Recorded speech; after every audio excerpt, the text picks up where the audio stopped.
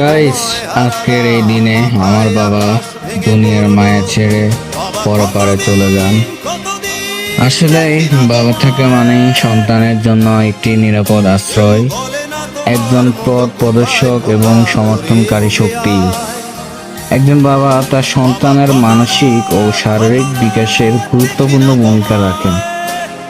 আসলে যাদের বাবা মা আছে তারাই হচ্ছে দুনিয়াতে সবচেয়ে ধনী। যাদের বাবা মা নাই তাদের মতো কষ্টে আর কেউ নেই। গাইস, আমারও সেই বাবা মা নেই। বাবা মারা গিয়েছে ছোটকালে, আর আমার 3 মাস আগে আমার মাটাও মারা গিয়েছে।